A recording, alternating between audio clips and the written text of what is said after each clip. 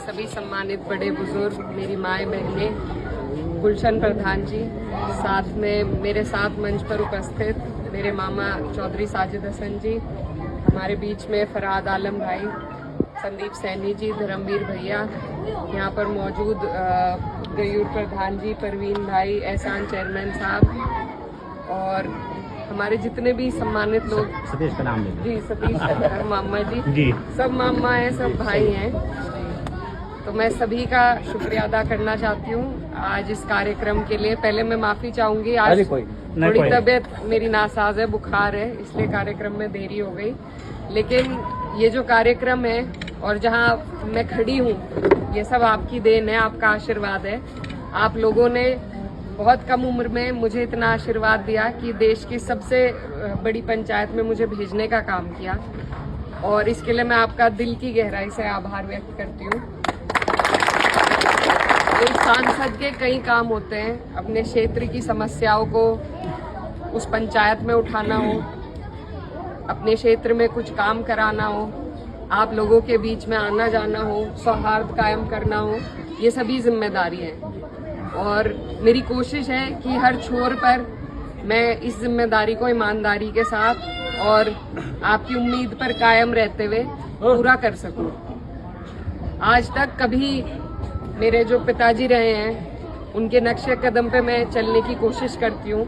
उनके मन में कभी कोई भेदभाव नहीं रहा किसी भी तरह का, चाहे वो धर्म से आधारित हो या जाति से आधारित हो। उन्होंने हमेशा हमारे घर के दरवाजे सबके लिए खोले और यही मेरा प्रयास है। मुझे खास तौर पर नकुड़ विधानसभा से सबसे ज़्यादा वोटों से जीत मिली थी, तो मेरा दायित्व था कि सबसे ज़्यादा काम, सबसे ज़्यादा ध्यान वैसे तो बराबर रखते हैं, लेकिन आप लोगों का ज़्यादा ध्यान भी हम करते हैं। मैंने पहले भी कई बार कहा है कि एक सांसद की जो निधि है वो बहुत कम है। आप विधायक की निधि देखेंगे 5 गुनी हमसे ज़्यादा है, तो हम गरीब रिश्तेदार हैं और विधायक आपके फिर भी अमीर रिश्तेदार हैं। जो गरीब नहीं, जो गरीब रिश्तेदार होगा वो जो दिल के अजीज होंगे उनका दिल खोल के स्वागत करेगा, और जो अमीर रिश्तेदार है उसके लिए सब एक जैसे होते हैं। तो मैं आपकी गरीब रिश्तेदार हूँ, लेकिन आप मेरे दिल के सबसे अजीज हैं। आपने कहा हमारा आखिरी गांव है, आखिरी नहीं है, ये पहला ही है, और इसीलिए जो वादा आप लोगों से किया था, ऐसे कई जगह पर वादे हुए हैं और मेरी कोशिश है कि पूरे 5 साल में अपने मुंह से बोले हुए इन वादों को मैं पूरा कर सकूं, ताकि जो आपने मेरे पे ये जिताकर ऋण चढ़ाया है उसको मैं उतार सकूं। तो आपका बहुत बहुत धन्यवाद कि आपने यहाँ इतनी देर हमें हुई फिर भी हमारी बात सुनने के लिए आए। और मैं आपको एक और बात कहना चाहती हूँ कि अब आगे 2027 का चुनाव आ रहा है। जितना काम एक सांसद शायद आपके लिए नहीं कर सकता, उतना काम आपका क्षेत्रीय विधायक जरूर कर सकता है। आप अपना विधायक चुनिए, सरकार बदलिए।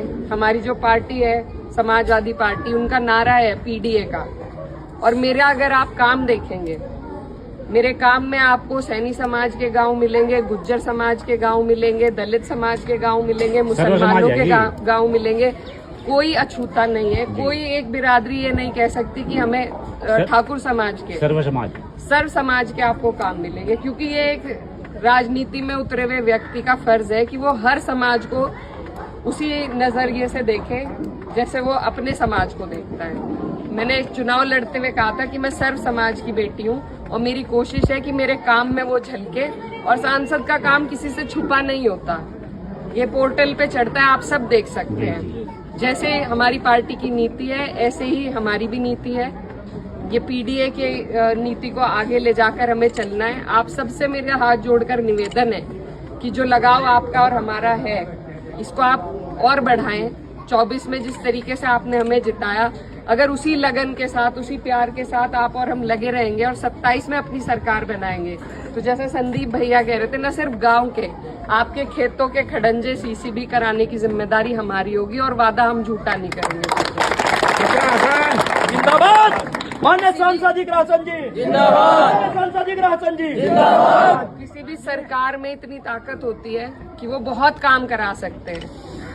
आज 10 साल हो गए हमें एक सरकार को देखते देखते, जहां अफसोस होता है ये देखते हुए कि जनप्रतिनिधि काम तो छोड़िए, थाना पुलिस के भी आपके जायज काम नहीं करा सकते। एक वाक्य हमारे ही लोकसभा में हुआ होगा, लोगों को धरने देने पड़ रहे हैं, जिनकी खुद की घर में हत्या कर दी गई है, उनको धरने दे देकर अपने केस चढ़वाने पड़ रहे हैं। ये इस सरकार का हाल है।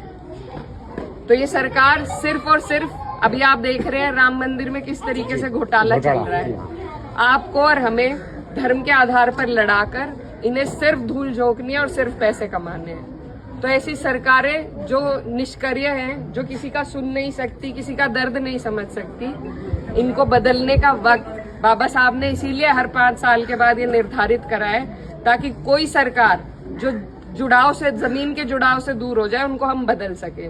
तो ये वक्त बहुत कीमती है और इसमें जैसे हमने मिलके 24 में मेहनत करी थी, उसी तरीके से 27 में मेहनत करनी है। मैं आपको ये यकीन दिलाती हूँ कि प्रत्याशी चाहे कोई भी हो, आपसे मेरी अपील है कि आप समाजवादी पार्टी का साथ दें। मेरी जिम्मेदारी रहेगी, मैं और किसी की नहीं देती, मेरी जिम्मेदारी रहेगी कि आपका अगर यहाँ सपा से विधायक बना तो आपके सारे वो काम होंगे जिनके लिए आप इतने लंबे वक्त से इंतजार करते हैं। तो आपने मुझे आशीर्वाद दिया, मैं काम करके ही आपके इस आशीर्वाद का एहसान उतार सकती हूँ। उसके लिए भी मुझे आपकी जरूरत है आगे के लिए। तो आपसे 27 के लिए पहले से विनती करके आपका धन्यवाद देना चाहती हूँ। बहुत बहुत शुक्रिया।